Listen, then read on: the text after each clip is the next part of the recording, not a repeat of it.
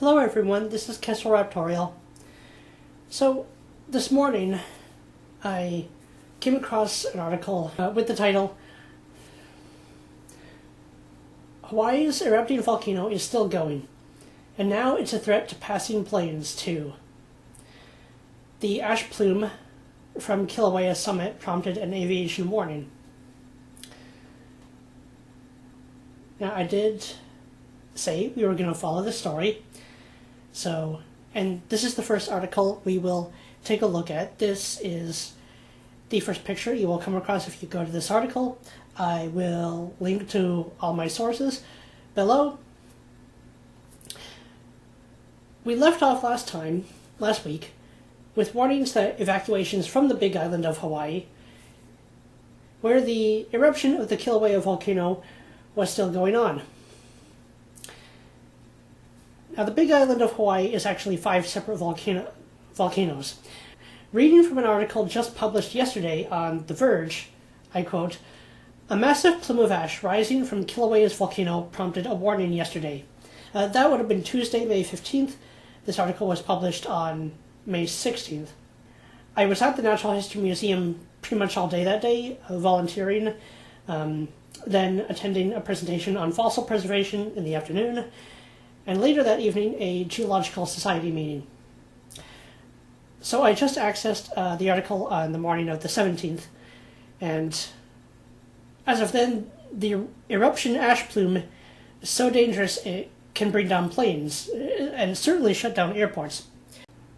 The reason for this is, volcanic ash, it's not like ash from a backyard barbecue or campfire or even a forest fire.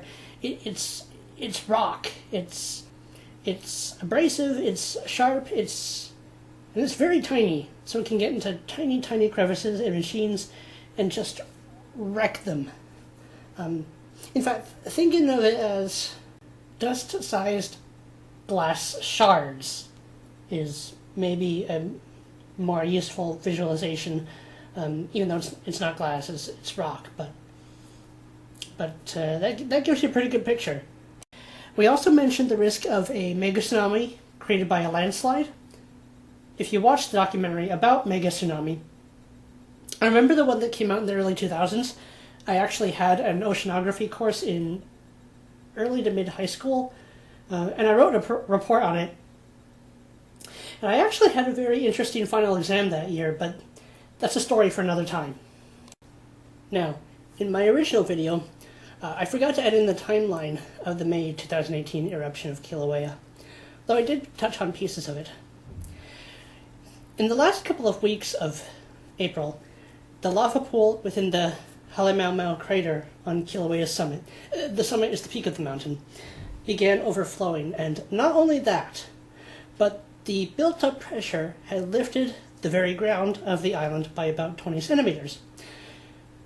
Now that's a bit too small to be noticed on foot and without instruments, but this is still the uplifting of the peak of a mountain, so that's significant.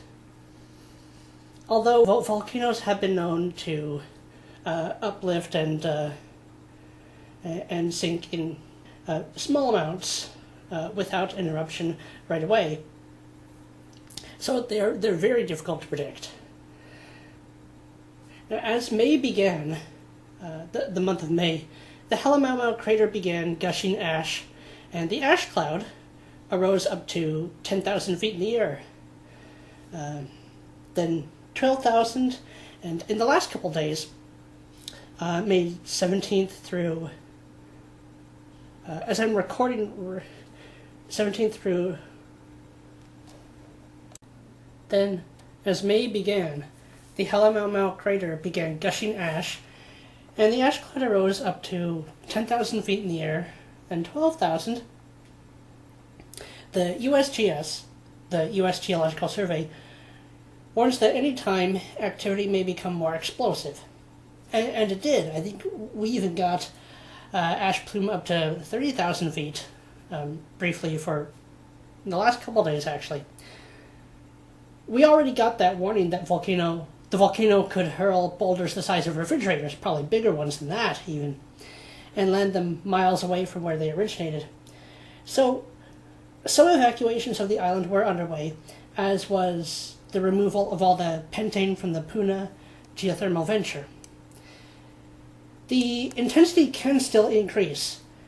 Quoting from the article again, so the Hawaiian Volcano Observatory warned pilots about the gigantic ash plume by changing the aviation color code to red, meaning highest danger. And President Trump did call a state of emergency almost immediately after he was asked. So it is currently about just 1 hour away from midnight on the 18th. The last I heard of the eruption, and I will have to check this over the next couple days, the weekend is kind of chaotic, is that it was the volcanic activity was slowly beginning to die down. I'll have to see if that's true. What is going on now is very much compared to the 1924 eruption of Kilauea, and I actually found an article from the USGS detailing that eruption, so let's take a look at it and read it as the last thing I'll do for tonight. And I'll come back to this story after a couple days, see what unfolds. Okay, so, and I will link to this as well, of course, along with a couple other sources. So this is a USGS article titled "The May 1924 Explosive Eruption of Kilauea." And this has to do with Halemaumau as well, back then. Okay. Halemaumau, the largest crater in Kilauea caldera, was the site of more than 50 explosive events during a 2.5-week period in May 1924. That's interesting. That was in May as well, and about the same length of time. The explosions were then, and remain today, the most powerful at Kilauea since the early 19th century. And for anyone who doesn't know, 19th century means 1800s, because they end in the year 1900. It's confusing, I know. It was certainly very confusing to me as a kid, but that's what it is. Okay. Throwing blocks weighing as much as 14 tons from the crater, Halemaumau doubled in diameter, deepened to about 400 meters, or 1,300 feet, and drastically changed in behavior. For the next 85 years, it no longer hosted a long-lived lava lake until one returned in 2009. And I think the one that returned in 2009, I think what they're talking about is the Halemaumau crater lava lake as we knew it until it began sinking again. In this eruption, I will have to check the history. So that's just the first paragraph. If you go down, and I will put the link to this article in the video description. It's actually a really well-written article for the length that it has, and it's got very interesting pictures and an interesting diagram of what may well be happening with the lava lake. The thing about volcanoes is that they are still extremely unpredictable. Kilauea may be dying down, at least in this eruption, or it might yet pick up. It's still hard to tell. Well, it's always hard to tell. And just because this 2018 eruption is seemingly quite similar to the 1924 eruption doesn't mean it'll exactly end or play out the same way.